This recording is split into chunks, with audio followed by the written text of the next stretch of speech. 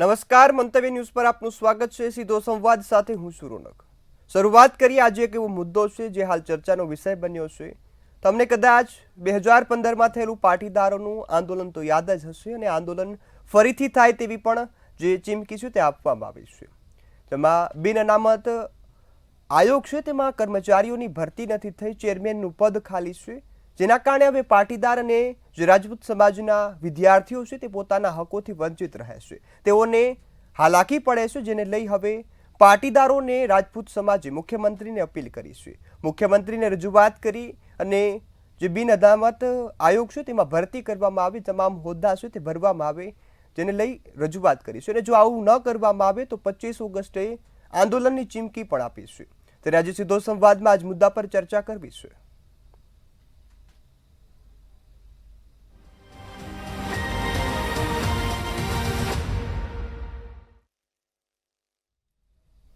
પાટીદાર અને રાજપૂત સમાજના આગેવાનો છે તે ગાંધીનગર ખાતે પહોંચ્યા હતા અને મુખ્યમંત્રીને આ બાબતની રજૂઆત કરી છે કે બિન અનામત આયોગમાં ભરતી કરવામાં આવે, ત્યાં ચેરમેન સહિતની જે જગ્યાઓ છે હજુ પણ ભરાઈ નથી, જેના ઉમેદવારો છે તે પણ છે, પરંતુ આ જગ્યા ન ભરાવાના કારણે જે અરજીઓ થાય છે તે પેન્ડિંગ પડી રહેતી હોય છે। અને જો સંખ્યાની વાત કરીએ તો અત્યાર સુધીમાં જે બિન આંદોલન કરતા જે લોકો છે તેઓએ ચીમકી આપી કે જો 25 ઓગસ્ટે છેલ્લો સમય છે ને આ બાદ જો જગ્યા નહીં ભરાય તો અમે આંદોલન કરીશું। અને પાટીદાર સમાજની સાથે આ વખતે રાજપૂત સમાજે પણ પોતાનો સાથ આપ્યો છે।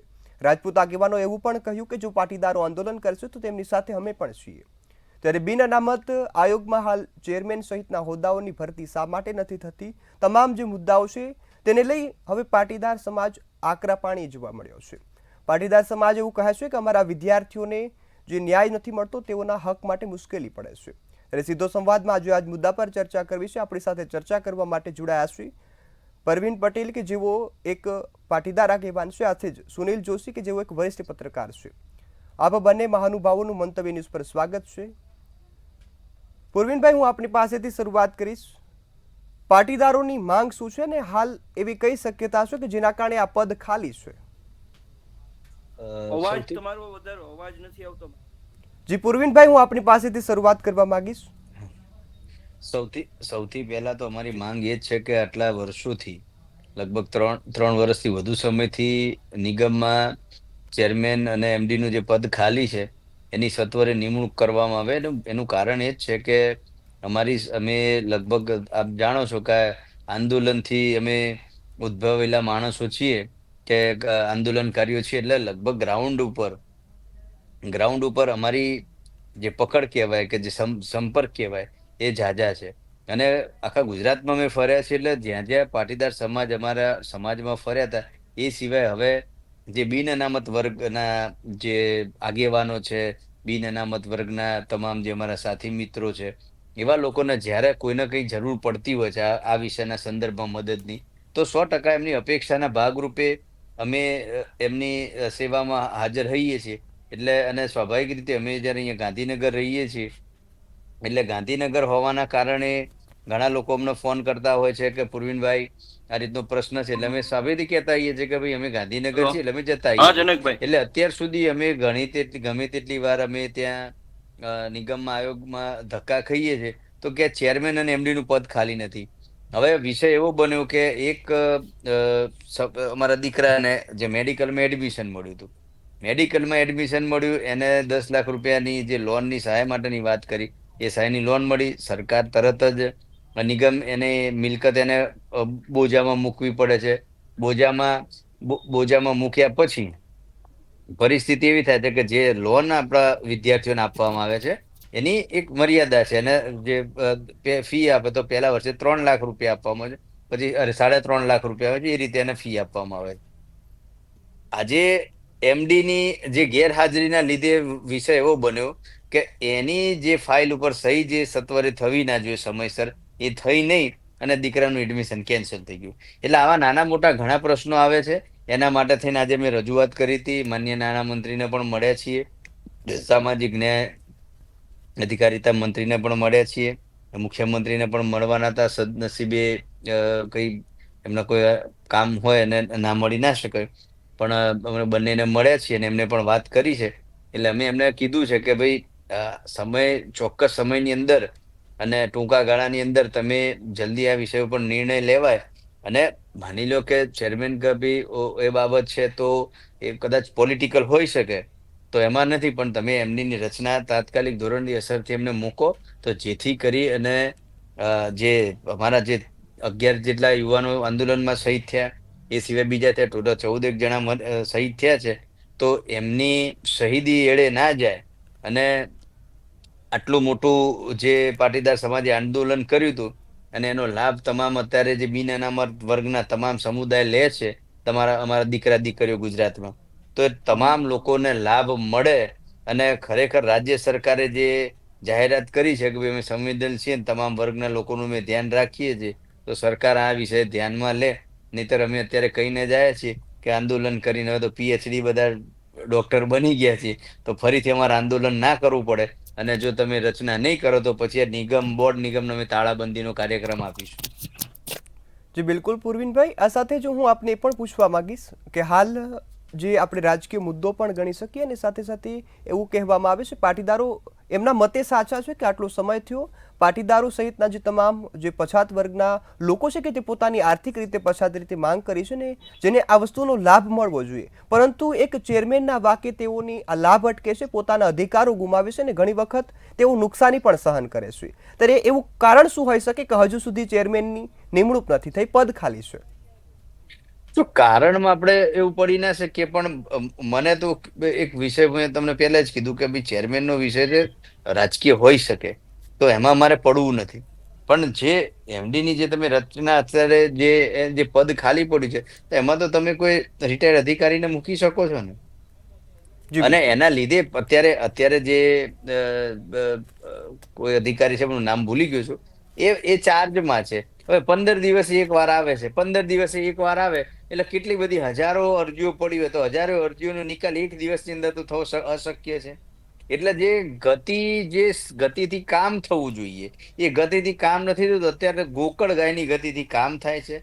એના લીધે અમારા બધાની જે 10 વર્ષ પહેલા મેં જે મહેનત કરી હતી, રાત દિવસ તનતોડ મહેનત કરી, પરિશ્રમ કર્યો, ગુજરાતના ખૂણે ખૂણે ફર્યા, આંદોલન કર્યું, અમારા પોતાના ઘરના પૈસાથી પેટ્રોલ પાણી બધું જે દોડાદોડી કરી, એના અંતે જે મળ્યું, હવે એ ખરેખર અમારી મહેનત અહીંયા વ્યર્થ જતી હોય એવું લાગે છે.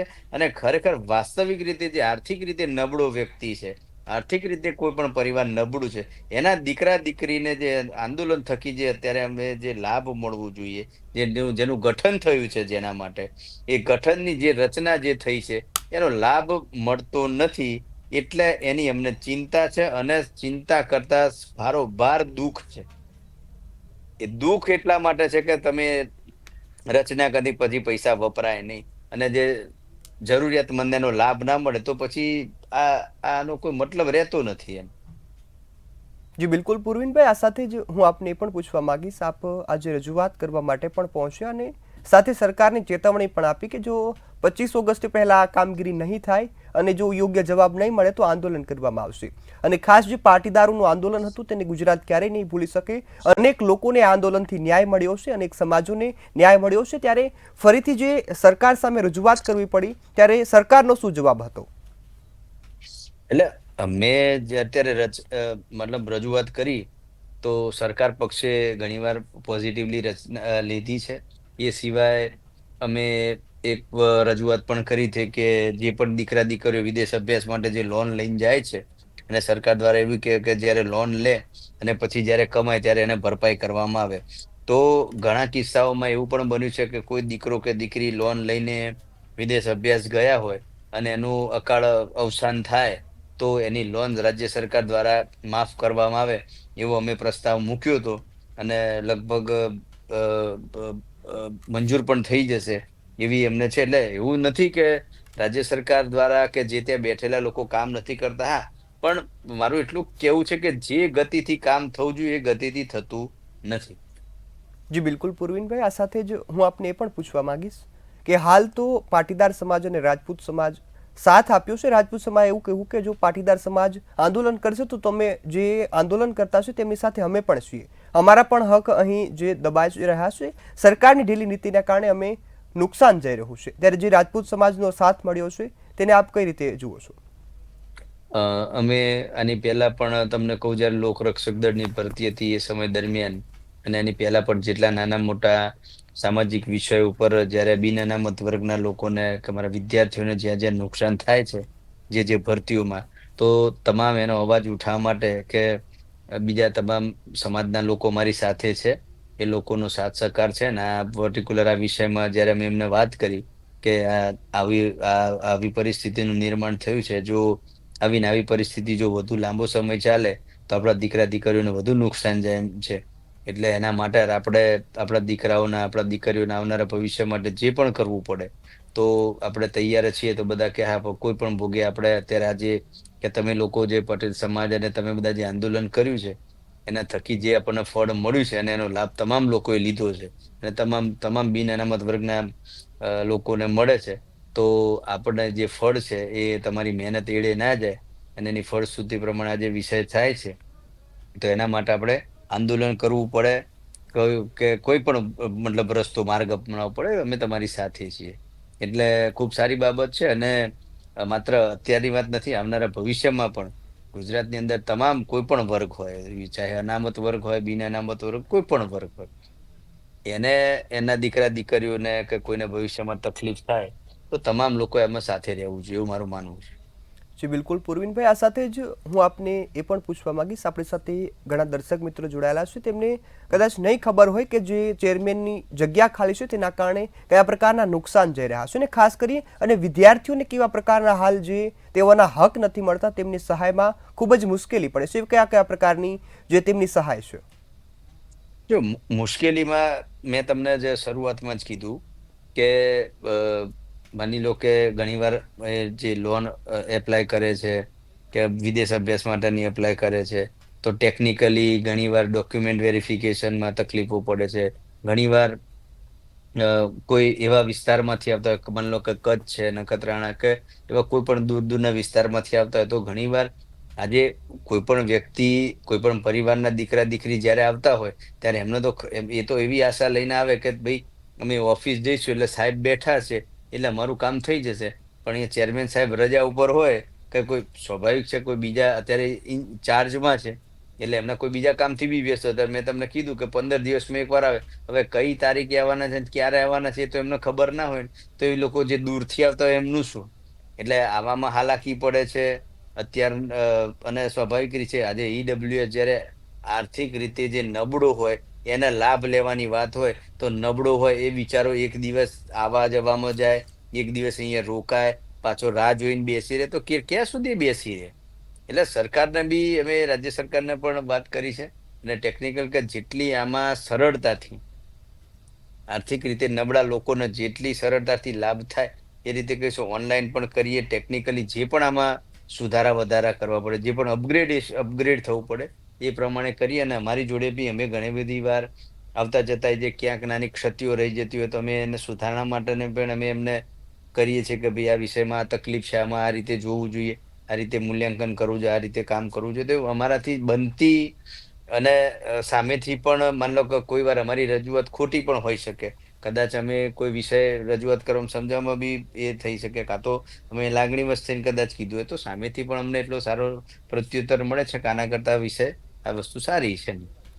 જી બિલકુલ પૂર્વિનભાઈ, આ સાથે જ 2018માં જ્યારે પણ બિન અનામત જે આયોગની રચના કરવામાં આવી, તત્કાલીન મુખ્યમંત્રી વિજયભાઈ રૂપાણીએ આયોગની રચના કરી, અને સાથે જ જે પાટીદારો સહિતની જે જ્ઞાતિઓ છે કે જેઓએ જનરલ કેટેગરીમાં આવે છે ને તેમને લાભ નથી મળતા, તેને લઈ આ ખાસ પગલું ભરવામાં આવ્યું. ને તમામ જ્ઞાતિઓ અને જે લોકો છે તે પણ ખુશ પણ થયા, કારણ કે તેનાથી તેઓને ક્યાંય ને ક્યાંય ફાયદો થતો હતો. અને ખાસ જે પાટીદારોનું આંદોલન હતું તે આ જ મુદ્દા પર હતું કે તેઓને જનરલ કેટેગરીમાં રાખવામાં આવ્યા છે, તેમને કોઈ પણ લાભ નથી મળતા. અને ખાસ આયોગની 2018માં રચના થઈ, તેમ છતાં સરકારે કદાચ એ વિચાર્યું નહીં હોય કે આ તમામ લોકો રંજડી પડશે, કારણ કે ચેરમેનની જગ્યા ખાલી છે. તમારે રજૂઆત કરવી પડી, આ પહેલા સરકારે પગલાં ભરવા જોઈએ કે ના ભરવા જોઈએ?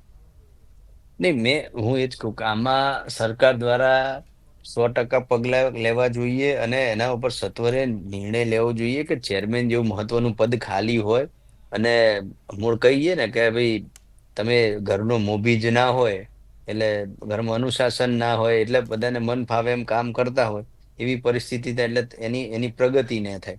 એવી જ રીતે આજે જે તે નિગમની વાત છે તેના ચેરમેન કે એમડી નથી, તો આજે તે ખાતાનો વહીવટ એટલી જે ઝડપથી થવું જોઈએ ના થાય, એટલે રાજ્ય સરકાર એ જ વિચારવાની બાબત છે ને એની જ રજૂઆત અમે કરેલી છે. જી બિલકુલ પૂર્વિનભાઈ, આ સાથે જ આપણે 25 ઓગસ્ટનો દિવસ યાદ કરીએ ને ખાસ 25 ઓગસ્ટ 2015ની વાત કરીએ તો અમદાવાદમાં સૌથી મોટું જે પ્રદર્શન કરવામાં આવ્યું હતું ને પાટીદારોએ માંગણી માટે ખાસ રજૂઆત કરી હતી અને પોતાના હકો મળે તે માટે આંદોલન કર્યું. ત્યારે હવે આગામી સમયમાં આપની શું રણનીતિ હશે? કારણ કે 25 ઓગસ્ટ એ દિવસ અને આજે પણ 25 ઓગસ્ટનું અલ્ટિમેટમ આપવામાં આવ્યું છે, તો હવે આપની આગામી યોજના શું છે? પાટીદાર સમાજ આગળ શું કરશે? નહીં, આગળ અમે એ જ કીધું કે અમે જે માગણીઓ આપી છે, જો અમારી માગણી સ્વીકારાશે નહીં તો પછી ફરીથી અમે તાળાબંધીનો કાર્યક્રમ આપીશું અને જરૂર પડે તો અમારે આંદોલન કરવું પડશે ને જે લોકો જે ભાષામાં સમજવું છે એ ભાષામાં અમે સમજાવવા અમે તૈયાર છીએ.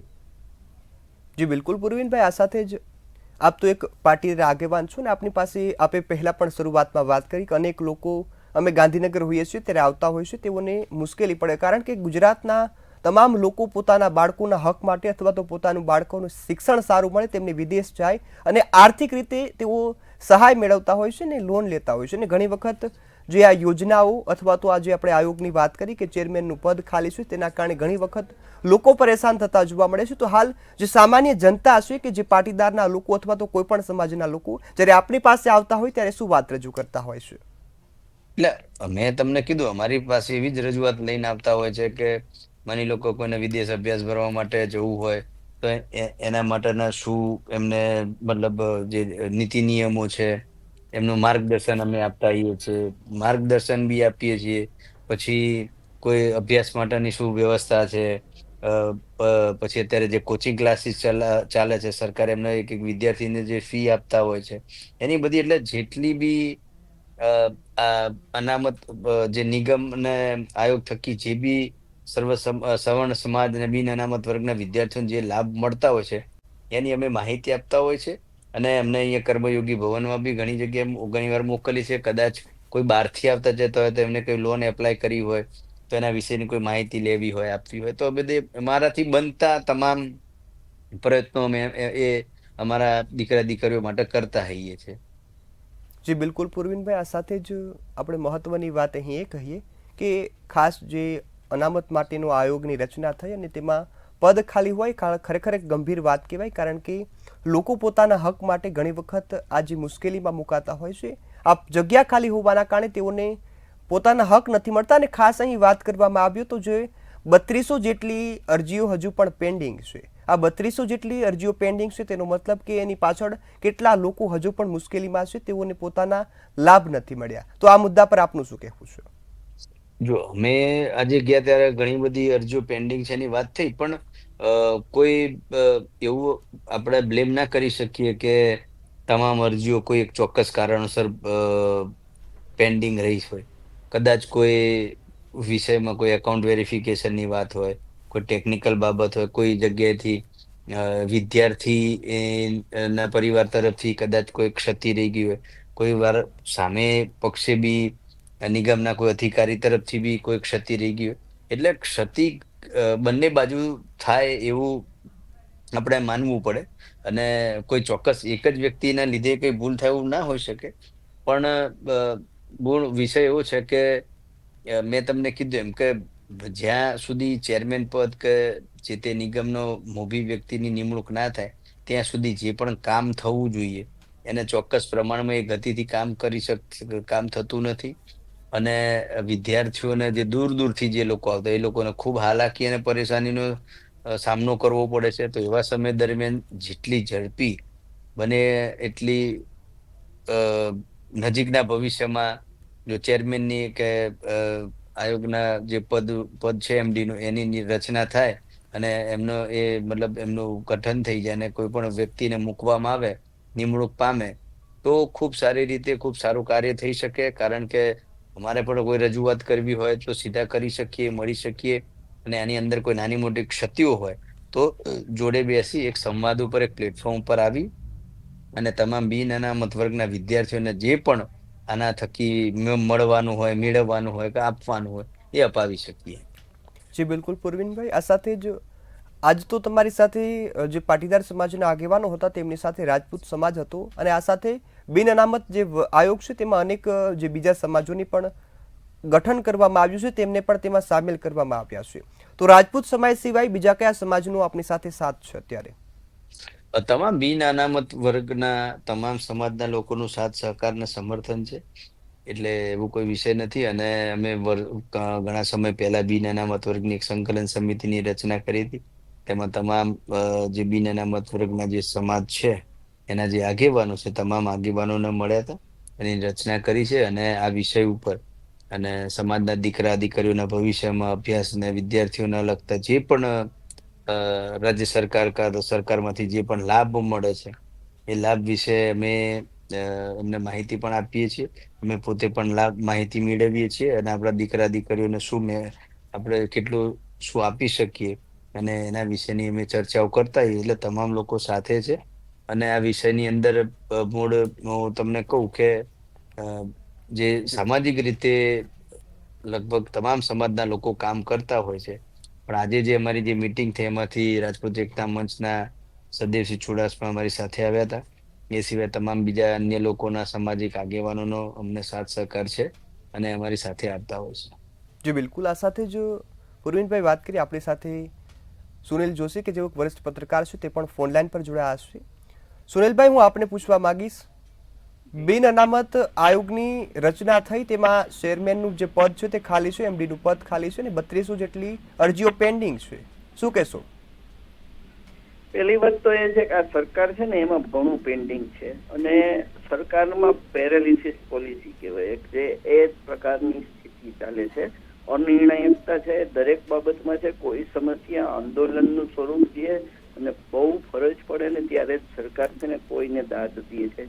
બાકી કોઈ આંદોલનો થાય અથવા કોઈ સમજૂતી થાય છે તો એ સમજૂતી થયા પછી જે તે વસ્તુઓ જે એજન્ડામાં મૂકવામાં આવી હોય એને આગળ વધારવામાં નથી આવતી અને સરકાર એ પ્રશ્નનો હંગામી ઉકેલ લાવે છે. એટલે એક પ્રશ્ન નહીં, એવા અનેક કિસ્સાઓના અનેક પ્રશ્નો છે. ચાહે ભરતીના પ્રશ્નો હોય, ચાહે વિદ્યા સહાયકોના પ્રશ્નો હોય, ચાહે કોન્ટ્રાક્ટ પ્રથાના કર્મચારીઓના પ્રશ્નો હોય. તો આ સરકાર ખબર નહીં, પરંતુ આજે હવે ભારતીય જનતા પાર્ટીનો જે આ છેલ્લો તબક્કો અત્યારે જે આ 5 વર્ષનો આવ્યો છે ને એમાં અપેક્ષા મુજબ લોકોએ ભારતીય જનતા પાર્ટીને પેટ ભરીને મત દીધા છે. અને કોઈ સરકાર 30 વર્ષ એટલે એક બાળક છે 30 વર્ષનો થઈ જાય અને એક પેઢી આખી જુવાન પેઢી છે એ વૃદ્ધ થઈ જાય ત્યાં સુધીનો ગાળો કહેવાય. એટલું પ્રજાએ એને આપ્યું, પરંતુ એ સંજોગોમાં જે કોઈ પ્રતિનિધિ હોય, પ્રજાપ્રતિનિધિ હોય, કોઈ સમાજ હોય, આ જે રીતે આપણે વાત કરીએ છીએ બિન પટેલ બિન અનામતની વાત કરીએ છીએ અને જુદા જુદા સમાજોની વાત કરીએ છીએ, તો એમની સાથે ટેબલ ઉપર થયેલી ચર્ચાનું વજૂદ નથી રહેતું. એ દુઃખદ બાબત છે. અને આવો ઝાઝો અસંતોષ જયારે સમાજના જુદા જુદા વર્ગમાંથી થાય ને એ સૌથી મોટી વાત છે કે એની જયારે પ્રતિક્રિયા હોય ને ત્યારે ગુજરાતનો વિકાસ જે છે ને એને માટે મોટો એક પડકાર ઉભો થશે. અને જે અરાજકતાનું જે તમને ખબર હોય તો ચીમનભાઈ પટેલ પછી માધવસિંહ સોલંકીના સમયે એક અરાજકતાનો સમય આવ્યો હતો. એમાંથી ગુજરાત બહુ મહેનત પછી બહાર આવ્યું છે અને એક વિકાસશીલ દેશ તરીકે ભારતીય જનતા પાર્ટીને આપણે એ બાબતની ક્રેડિટ દેવી પડે કે ગુજરાતને એક લેવલ સુધી નકશામાં મૂક્યું, પરંતુ ક્યાંક ગાડી ડિરેલ થતી હોય એવું મને લાગે છે.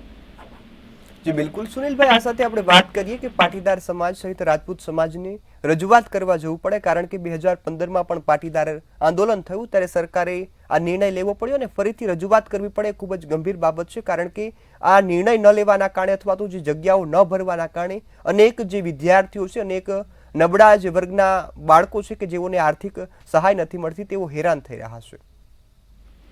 બિલકુલ છે ને, આ સરકારના પોલિટિકલ વિલનો સવાલ છે. સરકાર પાસે પહેલા તો પ્રશ્નો જવાનો જોઈએ, આંદોલનના સ્વરૂપના ન જવા જોઈએ અને કોઈ પણ સમાજ, એક સમાજ નહીં પણ સમાજને એવી રીતે વેચવો જોઈએ કે વંચિત વર્ગ એમાં કઈ જ્ઞાતિ છે એ મહત્વનું ન હોવું જોઈએ. પરંતુ વિશ્વના અન્ય જે વિકાસશીલ દેશો છે ને એમાં પ્રિવિલેજ એની છે ને અને અંડર પ્રિવિલેજ લોકોની માથાદીઠ આવક છે એમને નક્કી કરવામાં આવે છે અને એવી રીતે એ દેશમાં દાખલા તરીકે યુએસ કે યુરોપિયન દેશો છે ને એમને એ પ્રમાણે ત્યાં સહાયનું એમને માગવા નથી જવી પડતી, એના એકાઉન્ટમાં ક્રેડિટ થતા હોય છે અને જે કોઈ બાબતોમાં ક્યાંય ધ્યાન દોરવામાં આવે તો એને સંવેદનશીલતાથી ધ્યાન દોરવામાં આવે. હું આપના દર્શકોને એક ખાસ કહીશ કે ભારતમાં વિલંબ નીતિ છે ને એ અધિકારી અને રાજકારણીએ ભેગા થઈને કરેલી છે. અને તાજેતરનો એક વર્લ્ડ બેંકનો રિપોર્ટ આવ્યો છે. વર્લ્ડ બેંકના રિપોર્ટ મુજબ ભારતમાં ઇઝ ઓફ ડુઈંગ એટલે કે કોઈ કામ તમે પ્રપોઝલ મૂકો ને તો 61 ડેઝ એટલે કે 2 મહિનાની ઉપરનો સમય થાય ત્યારે તમારી અરજી આગળ વધે છે. દાખલા તરીકે કોઈ બિલ્ડરે મોટો પ્રોજેક્ટ મૂક્યો, કોઈ સ્ટાર્ટઅપે મોટો પ્રોજેક્ટ મૂક્યો તો એ 61માં દિવસે તો આવે. એને કારણે શું થાય, કોસ્ટ ઓફ પ્રોજેક્ટ વધી જાય છે. એ પ્રોજેક્ટ વધવાથી તમે વૈશ્વિક જે અત્યારે તમને આ ટ્રેડનું ચાલે છે, વોર ચાલે છે, તમને ખબર છે કે ચાઇના, ભારત અને બીજા દેશો વચ્ચે, તો એની હરીફાઈમાં તમે પાછા પડો છો. આ નથી માત્ર આંતરિક પ્રશ્ન કે કોઈ એક વર્ગને મદદ કરી દેવાનો પ્રશ્ન, પણ સરકાર ડાયનેમિઝમ ગુમાવી દે, સરકાર એની જે વાઇબ્રન્સી ગુમાવી દે ને તો આખા સમાજે અને આખા દેશે એનું સહન કરવું પડતું હોય છે. એટલે પરફોર્મન્સ રિવેલ જ્યારે તમારે કોઈ પણ સંજોગોમાં ચાલે છે પણ અહીંયા નથી ચાલતું. એટલે આ કમનસીબ બાબત છે. આ સમાજના લોકો આટલું મહેનત કરે છે અને એમના સમાજને મદદ કરવા માંગે છે અને સરકાર સૈદ્ધાંતિક જી સુનિલભાઈ, સમયનો અભાવ છે એટલે પૂર્વિનભાઈ હું આપની પાસે આવવા માંગીશ. આપણી પાસે સમયનો અભાવ છે. હું ટૂંકમાં આપને પૂછવા માંગીશ કે હવે આપની શું માંગણીઓ છે ને આગામી પગલાં શું છે કે જે સરકાર શું નિર્ણય લે? આજની તારીખમાં તો અમે સરકારના પ્રતિનિધિને મળ્યા અને એમ જ કીધું કે ચેરમેન અને એમડીની ત્વરિત નિમણૂક થાય, અને જો નહીં થાય તો પછી અમારા આંદોલનનો જે માર્ગ અપનાવવો છે તો અમે અપનાવીશું. જી બિલકુલ પૂર્વિનભાઈ, આ સાથે આપ અમારી સાથે જોડાયા ને ખૂબ સરસ રીતે આપે આપની વાત પણ રજૂ કરી અને પાટીદાર સમાજ વતી આપે તમામ લોકોને જણાવ્યું કે હાલ પાટીદાર સમાજને જે લોકો છે તેને શું મુશ્કેલી પડે છે. એ બદલ આપ અમારી સાથે જોડાયા, એ બદલ આપનો ખૂબ ખૂબ આભાર.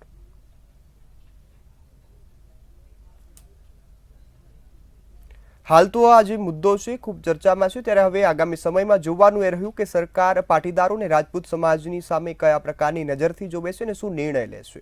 આજના મુદ્દામાં બસ આટલું જ. ફરી મળીશું નવા વિષય સાથે. ત્યાં સુધી મને રજા આપશો. નમસ્કાર.